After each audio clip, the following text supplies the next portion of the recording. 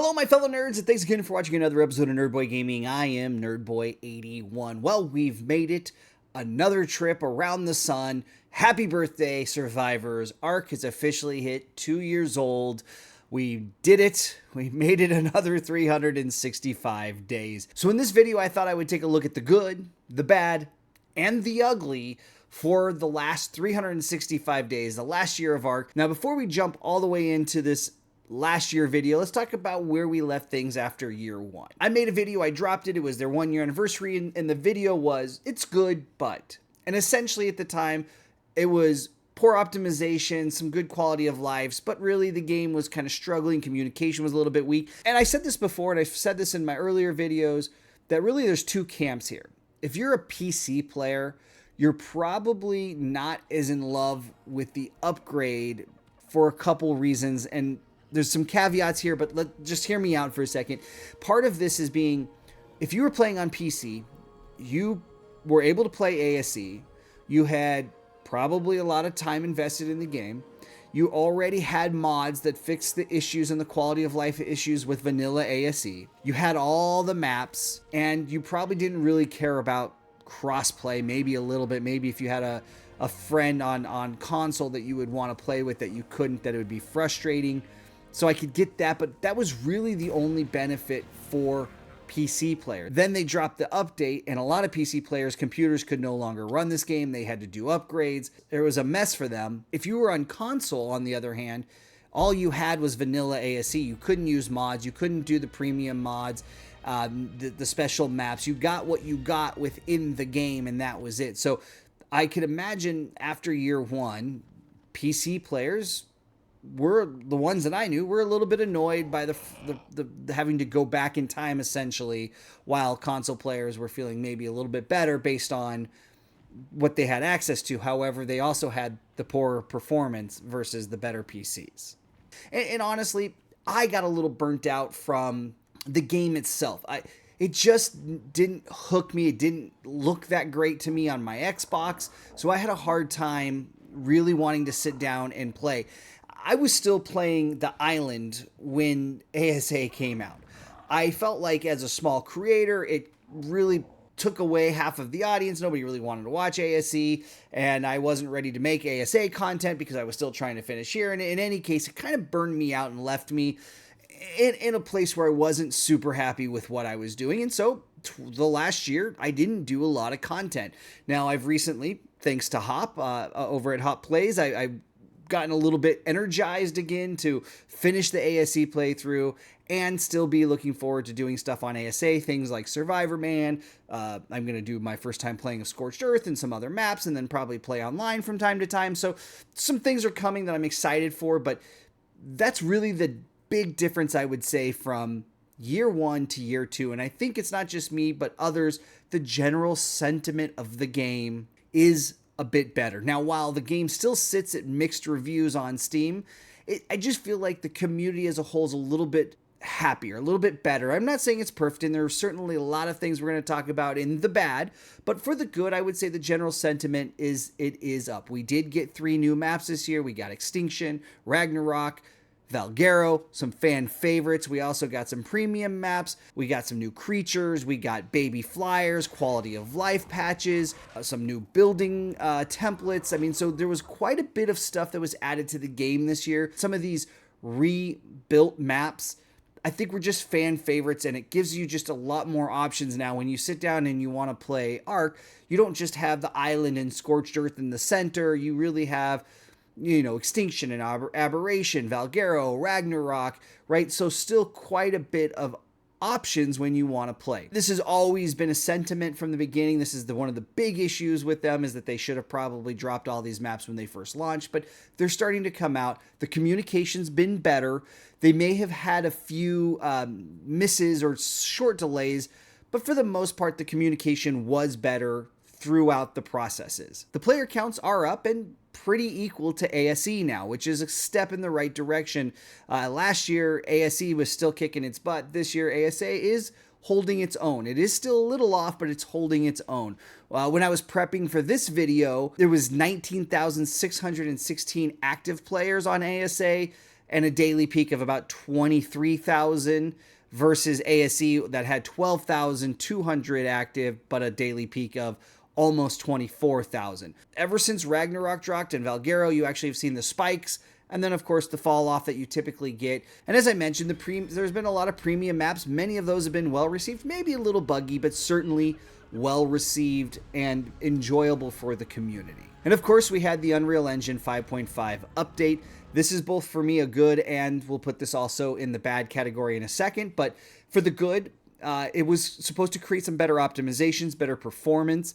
When I was playing on my new gaming PC, I was getting generally 100 to 130 frames per second at epic levels. And again, I will note I'm very new to the PC gaming, so I'm not even 100% certain I have these settings optimized perfectly or not. But I got generally good frames per second, good quality, ran pretty well. I've been very stable. I haven't seen a lot of crashes. And when I switched over to my Xbox to do some footage for this video, the Xbox runs pretty good. I will say that the later maps, Valguero and Ragnarok, look a little better than the island as far as pop in and just general playability when it comes to the way things look, like the water. There's still some issues on all of them, but generally I feel like the performance is a little bit better on some of those later maps. So that's for me is the good. We've also gotten, like I mentioned, a lot of patches, a lot of quality of life updates. We've had some fun skins, some new tames, the baby flyer. So quite a bit of new things this year that I think have just generally led to a good feeling within the community. Again, not perfect, but I think things are moving in the right direction as we enter year 3 since ASA has been launched. And of course, we've gotten some fun skins and crossovers like the Rescue Rangers and Teenage Mutant Ninja Turtles. Game is running pretty decently now. It still needs a little work, but is generally doing pretty well. And I think that's a big thing. And I think because of that, player counts are up and just general, the feeling around the game is a bit better. And of course, we can't forget that ARK was able to actually help out our friends over at Pal World with their lawsuit with Nintendo. Japan has declined their patent for the Pokemon throwing an orb and releasing a dinosaur or releasing something through it, because that's been in games like ARK and others. So, hey, we're able to help out Pal World. Maybe there's a collaboration coming there as well. So let's talk a little bit about the bad. The monetization has not been so good. The skins, while neat, do kind of carry a big cost, and some of the tames are a little bit out of control. They seem to overspawn and they're kind of a pain. And even though some of these maps have all been free, every one of them have had something you can add to your cart to purchase, whether it be Bob's Tall Tales or some of the fantastic tames and some of the other add-ons that you could add to your experiences, so to speak, with these maps. There's still been a lot of monetization, and of course we've been skirting the line with ASA on pay to win for a bit now, especially for the PvP group. Now, I don't do a lot of online PvE, PvP. I know there's some frustrations there. I can't really talk to it because I'm mostly a single player, so I am going to kind of focus on the single player aspects of this, but I'd love to hear from you guys below if you're having issues on PvP or PvE. I do understand, I believe there's still a lot of cheating and things like that happening, and that there's still probably some pay to win stuff going on as well. Let's talk a little bit about Unreal 5.5, because while it was good, there were definitely some bads. There were many reports of the game just not being playable after that update. And then even if it was playable, I think in many cases the performance was negligible on lower end PCs. My sister does run a 2080. She's running an older computer.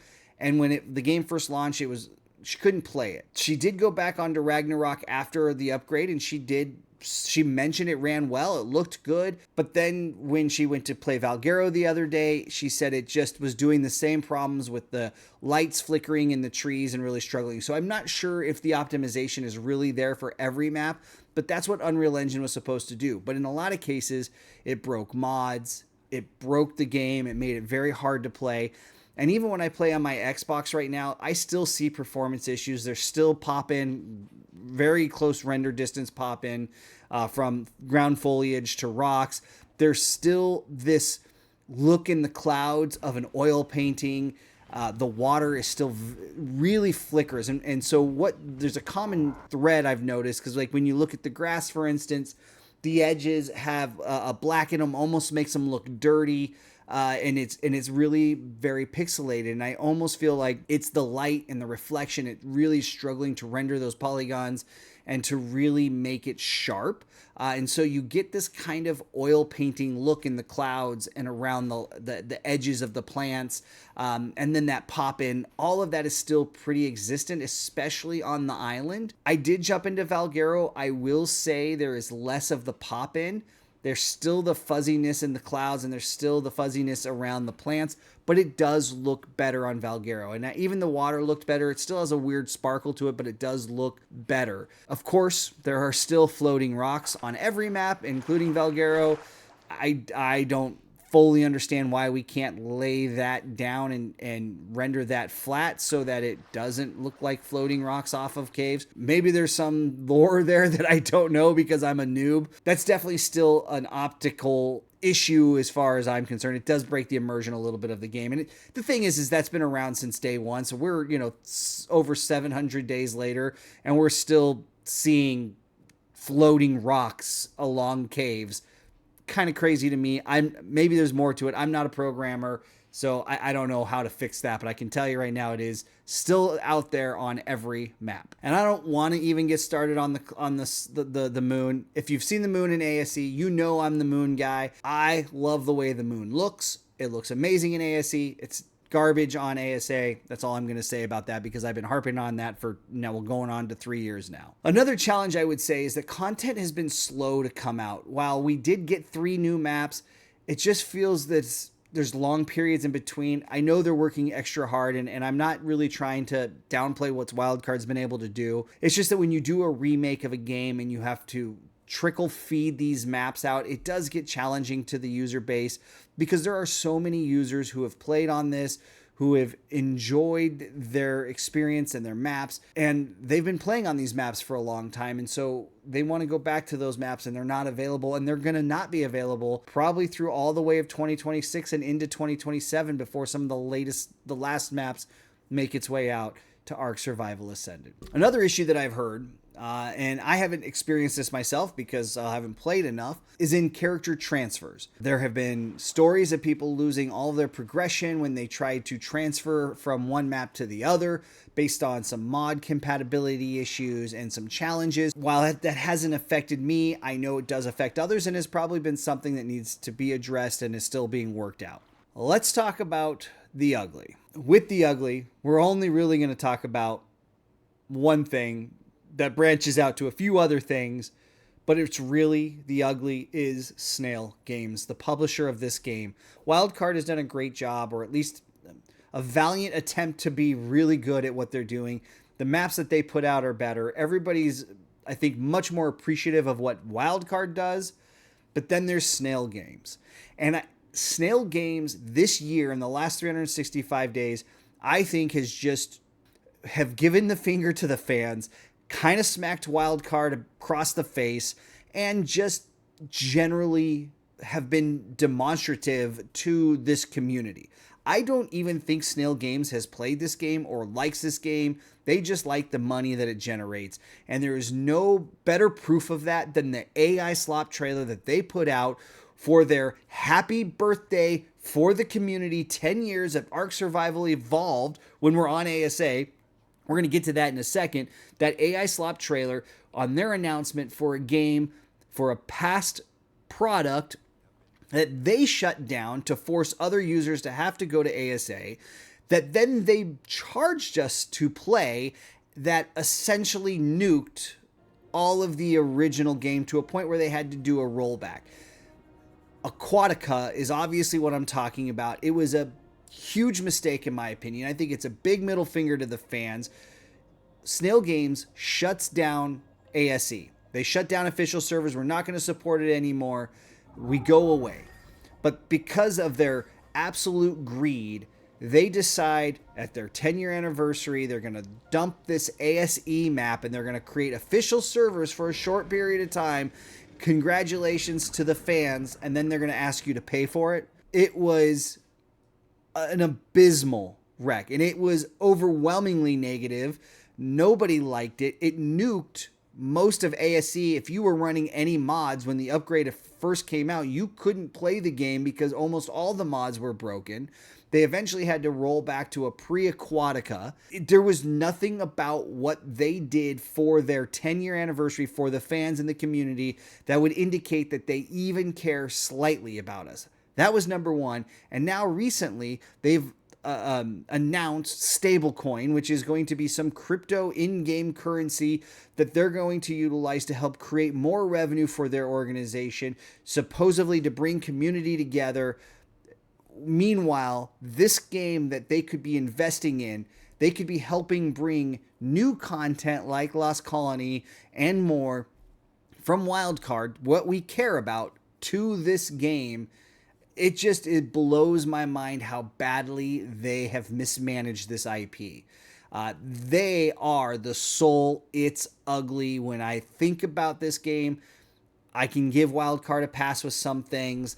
I can maybe get a little bit less frustrated about the performance now that I have a nicer computer and I'm not just running on console.